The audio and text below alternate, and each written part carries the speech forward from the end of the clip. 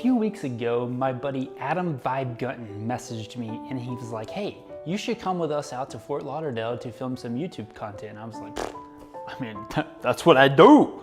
So we went out to Fort Lauderdale and we're filming some videos, and all of the content is supposed to be wholesome.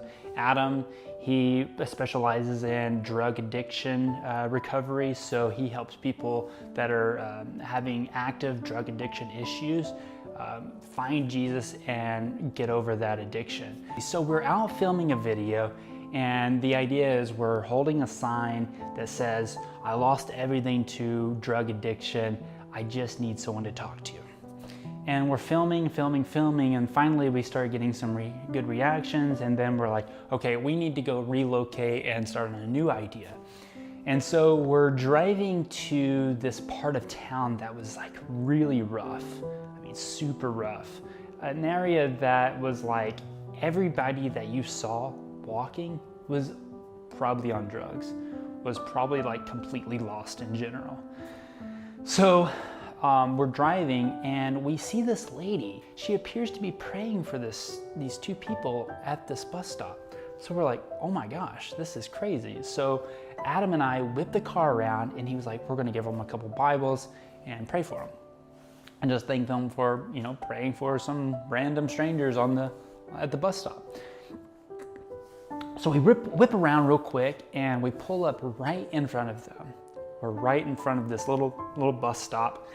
And we realized very quickly that the lady actually wasn't praying for them. What was happening is she was just gone.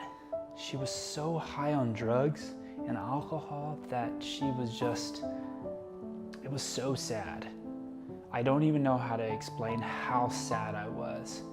And so Adam was like, well, maybe we should like get out and pray for her.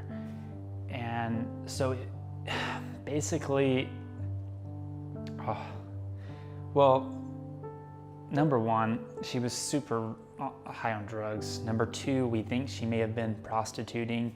Well, we basically knew she was prostituting. And the guy that she was all over was like, it was just bad. It was so bad. And the thing is, she was a pretty girl. Like, she had potential. And I think she knows she has potential. So Ab and I just sat in the car and we were just like pondering on like what we should do. And we're both basically in tears because this is like the saddest thing I've ever witnessed in my entire life. And I've seen some really sad stuff.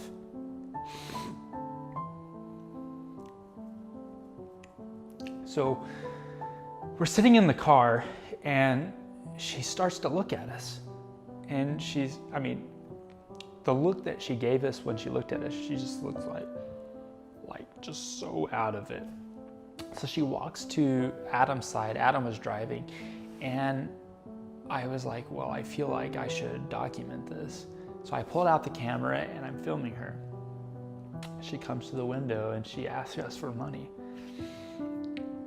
And it was just so sad, man. Like, I've never wanted to like just bust out in tears ever that bad. And so we're talking to her and we're asking her if she needs anything. And I tell Adam, like, maybe we can take her to a restaurant and just let her like, help her like sober up and talk to her. And so he asked her, he's like, hey, do you want to go get some food with us? And she's like, no, you got $1? And she just kept on and on about like not really making any sense. All I want to do is make $1. $1. I need some dope, I need to roll up. And we asked her, like, do you need anything? Can we help you? Can we take you somewhere? And she wasn't really saying anything. And we had mentioned, like, would you like to go to a rehab? And it was like she automatically snapped out of it. Have you ever thought about treatment? Oh, no. No? I'll be your friend though, but no. And I thought that was kind of bizarre. And after talking to her for a little bit longer, we realized she kept messing around with her leg, and we looked down, and lo and behold, she has an ankle bracelet on. I got a bracelet. You do? I just got them less than a day ago. And they told her, she kept telling us that she needed to stay between Broward County and another county. And I was just thinking, like, what does a homeless person do when they get released from jail and they're on house arrest? I guess they literally just tell them, hey, you got to stay between this county and this county. And if you leave that county, then we're going to come find you and take you back to jail. Like, what a great solution. So we're talking to her and we're not getting anywhere. And then all these guys keep coming up to her and talking to her in the process. And I'm gonna get you three Spanish chips. And then I'm gonna get you another white girl. You won't give me like $200 some.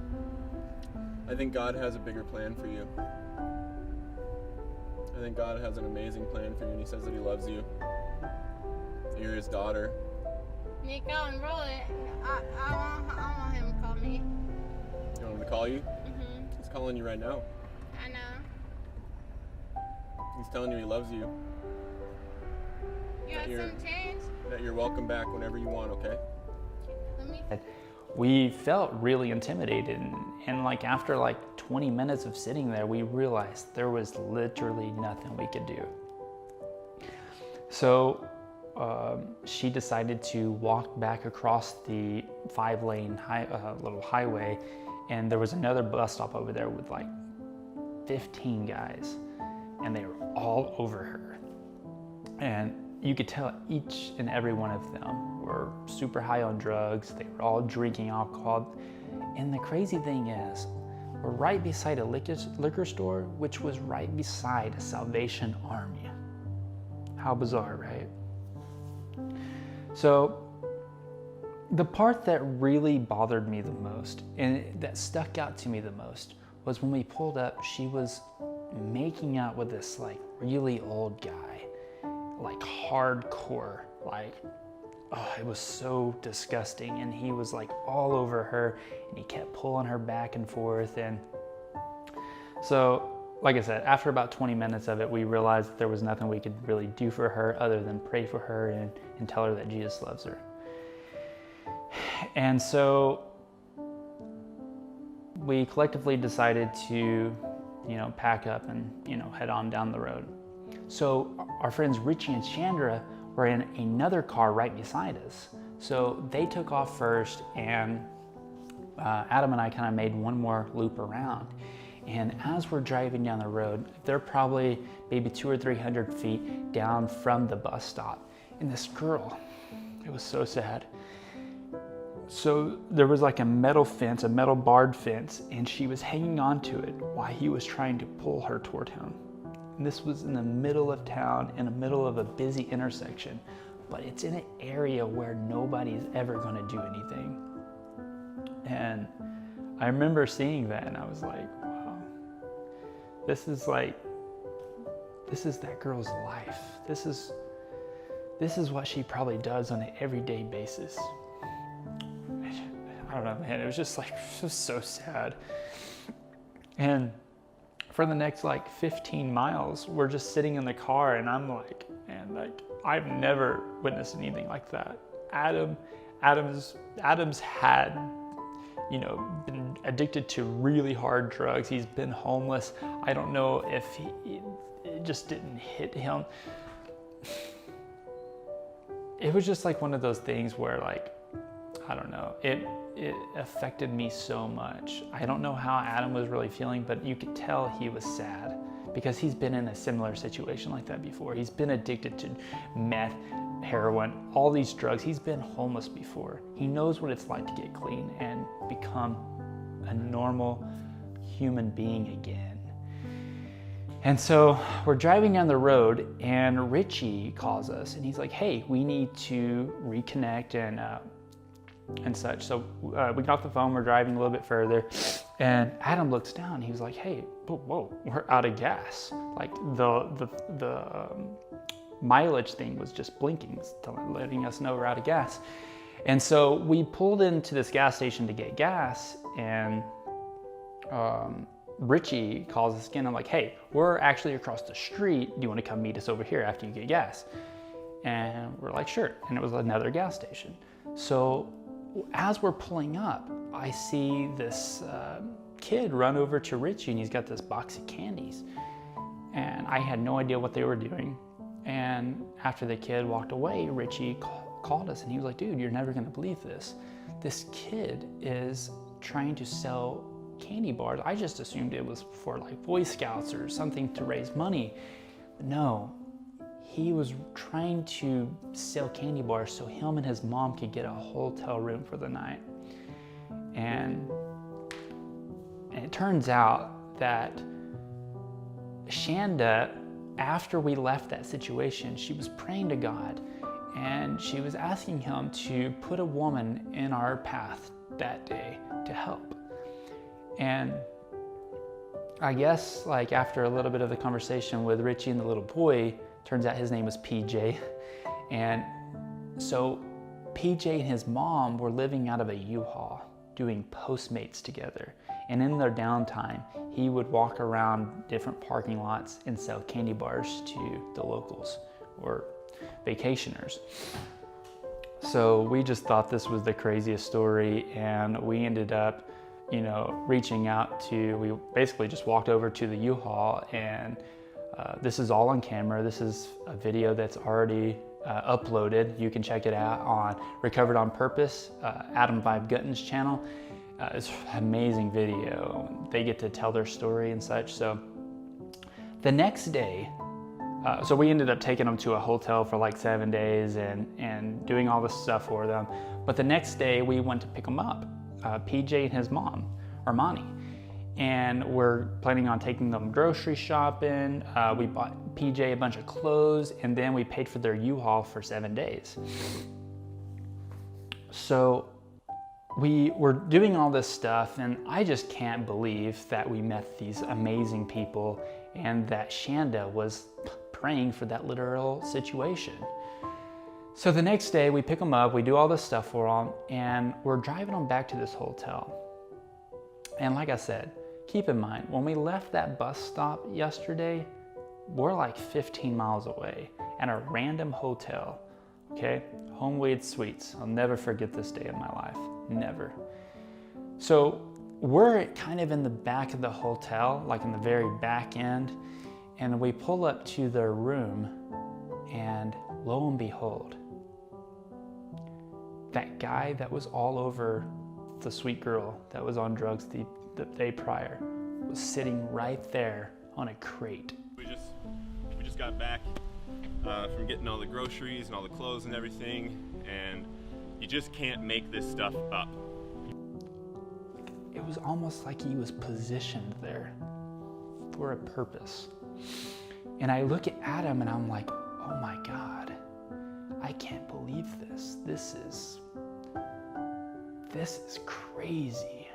The fact that we're at least 15 miles away from that bus stop, and how we were so emotional yesterday when we witnessed that, and how we met these two awesome people just shortly after.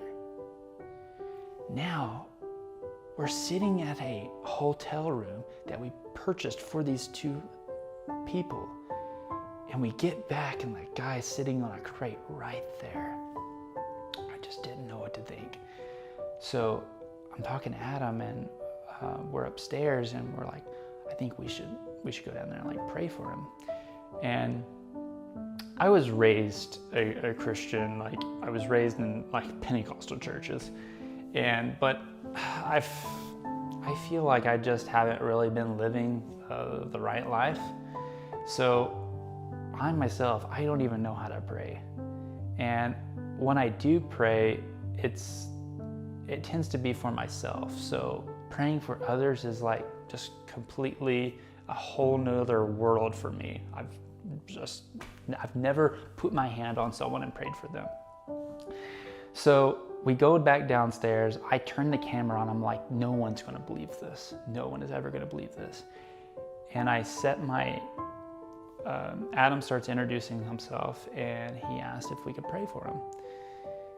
And the thing that blew my mind the most is this guy was a totally different person. He was not the same person at all. And so Adam puts his hand on the guy, and probably about 5 or 10 seconds later, I'm like, let's do it. I put my hand on the guy and we're praying for him. I'm praying in my head. Adam's praying out loud, like loud. And Adam is like speaking to this guy like he's speaking to a demon that's inside of him. And we must have prayed for the guy for like a minute or two. And I had this rush of like chills fill my body the entire time. Like normally when you get like chills, it lasts for like what, 2 or 3 seconds. This was like 2 minutes. And I could feel like God was there. And God was telling us the day prior when we pulled up, I was so scared to get out of the car and like go pray for this girl and ask her if she needed anything. We waited for her to come to us, but it was like God was telling us, I know you didn't do what I was asking you to do, but thank you for praying for the girl anyway. Thank you for asking her if she needed anything. And the next day, it was like God was in this guy now, not the devil anymore. God was in the guy, and he was normal. And it was like God, like I said, God was basically trying to show us what we did right, and to show that that guy is not actually an evil guy. He was just misled by drugs and alcohol. And I don't know, it's just the fact that Adam's message is all about like drug addiction recovery, and the fact that we had that encounter with all these people, all these good people, it made me realize like how much drugs and alcohol can really affect your life. And it made me realize what the devil can do when you're on stuff like that. Even good people. That guy was a good guy. He wasn't a bad guy. He was just misled by drugs and alcohol. And I don't know. I just felt like God was there with us.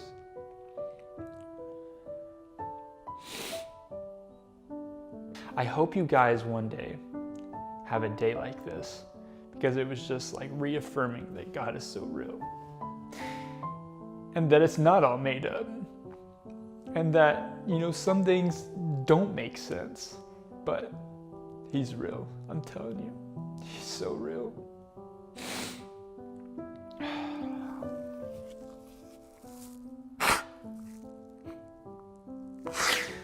So, I forgot to mention something. Before we were about to go over there to meet Armani and PJ, I'm about to get ready to go to a Starbucks to work on my laptop for a little bit. And I ordered an Uber. And right at the same time I clicked, come get me, I got a notification from Uber that says, Jesus is on his way. And I got these chills like, wow, today's gonna be a great day. I screenshotted it and I put it on Facebook. And I said, coincidence? I don't think so. And all of these people were like laughing at the post, thinking it was like, oh, I'm just being silly.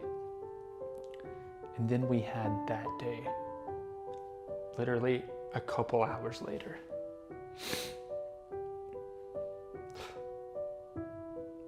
It's truly amazing. Anyways, guys, I hope this story really inspired you to be a better person and to believe in God. Start praying, start asking for actual signs. Maybe you'll have an experience like this one day. I really hope so, because it changed my life forever. My name is Logan Mayberry, and thank you guys so much for coming back to my channel. We'll see you guys next time. Keep being more and doing more. Peace.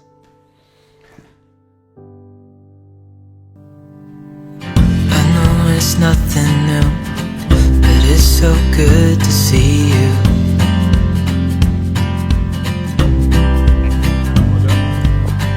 We do this every day, and and I'm still so amazed by you. Christ. Yes, congratulations. So hold me tight through the night.